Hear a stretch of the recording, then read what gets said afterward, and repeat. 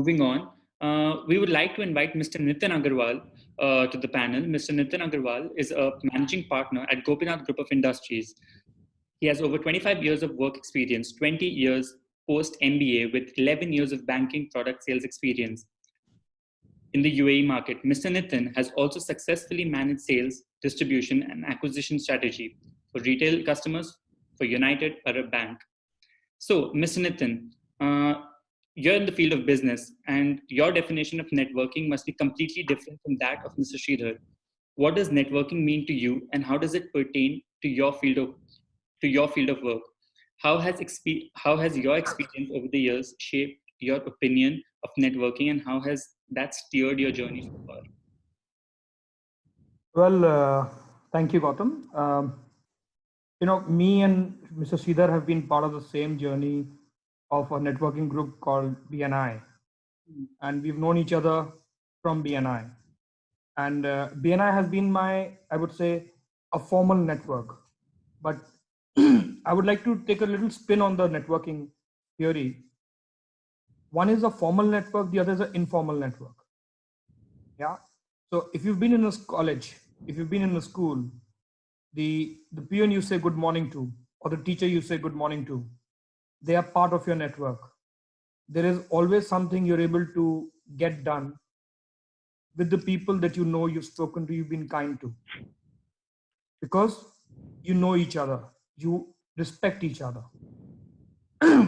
Similarly, BNI is a formal network. Does not mean that everything that we do during a career or during our day-to-day activities is not a network. So when you're in the elevator to your office and there are 10 other people in the elevator and you say good morning to, they become your elevator network. Most of the times people do not reach out to the network they connect to every day. How many of us can say the person we travel in the elevator with every day, we know who they are, what they do? And because we don't know that question is because we didn't reach out to them. That is our lost opportunity of an informal network. Whereas the success is, so basically from my perspective, how I see it is, you should be part of a network and value a network, cultivate a network based on your objective and purpose. For example, for our emotional support system, family becomes our network. Here, when we are working in the UAE, we need a formal and an informal network. A formal network for business and an informal network for emotional support, because most of us do not have the families within the country. When I left my career as a banker and joined business in Gopinath about 5 years back, the first challenge I have in the first 1 or 2 years was credible suppliers, credible, dependable people who I could trust on advice. And that's when I joined BNI. And in the last 3 years, it's helped me tremendously.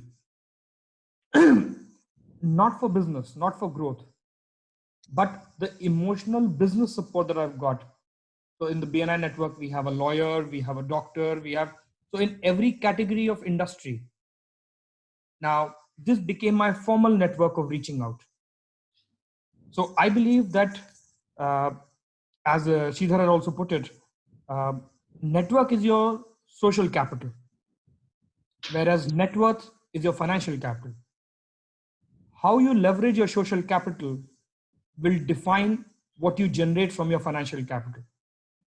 And a common idea between both informal and the formal network has to be, are you seeking from them or are you willing to give to them? One popular concept which is used in BNI is giver's gain, which means if you're willing to give someone help, they'll be more than willing to give back to you. Ironically, I've been undergoing a leadership training program of Jack Welch. And he believes in an important theory called the generosity gene. And nowadays we all have time because of lockdown. I was listening to 10 essential learnings from the Gita, the Bhagavad Gita. And one of the key element there was again generosity, giving to the society and the people. So somewhere, whether we go to talk about Bhagavad Gita or we talk about Jack Welch, who's been the most celebrated CEO of the decade and the years that's gone by of GE, the common factor is if you are generous to help people and give people, people will want to help you. So if you're looking at the network helping you to generate your net worth, first you need to be willing to offer something. For example, we took the example of looking for a job.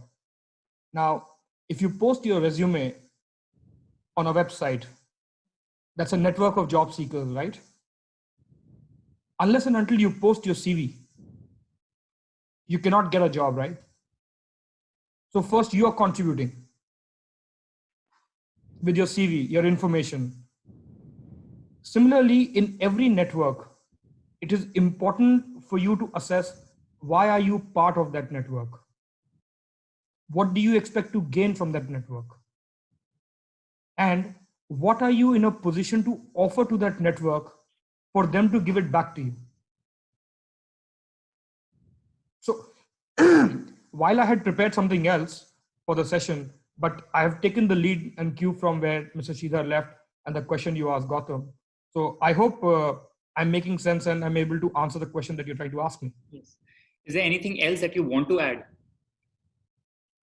Some of the learnings of BNI has been very clear.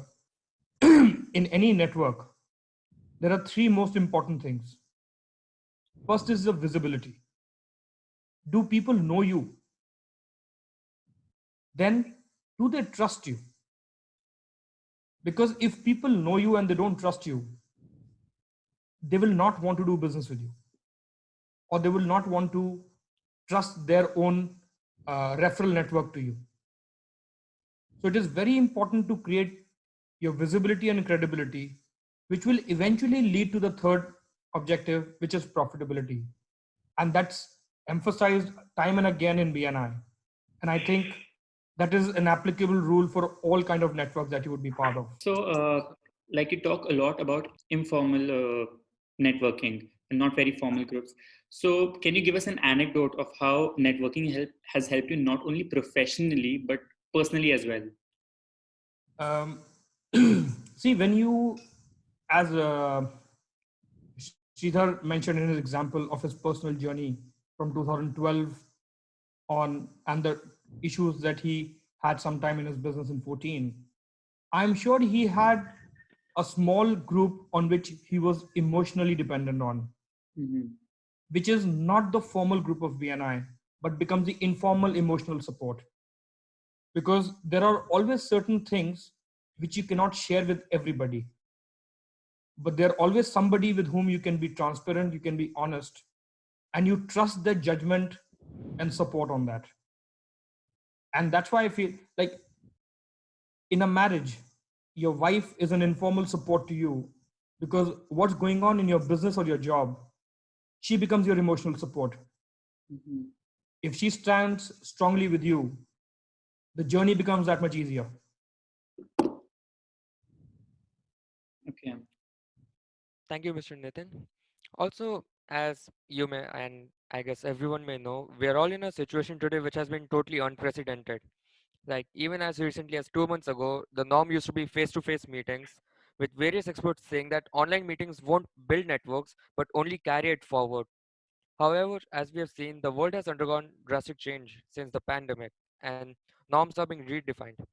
So, in a situation like this, what would you feel is the new norm?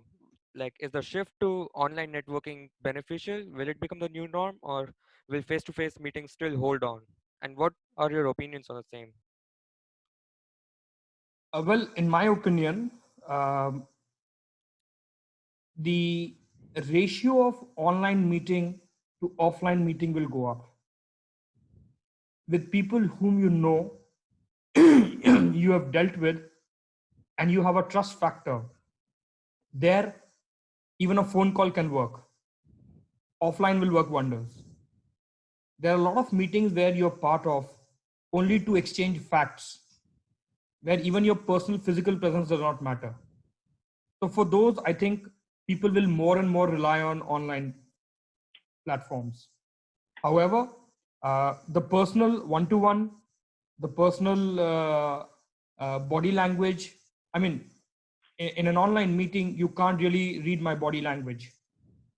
You can't get the aura of what I'm trying to project, because these are all uh, intangible messages which people communicate by their body language, by their attire. So all those things do play an important role as well.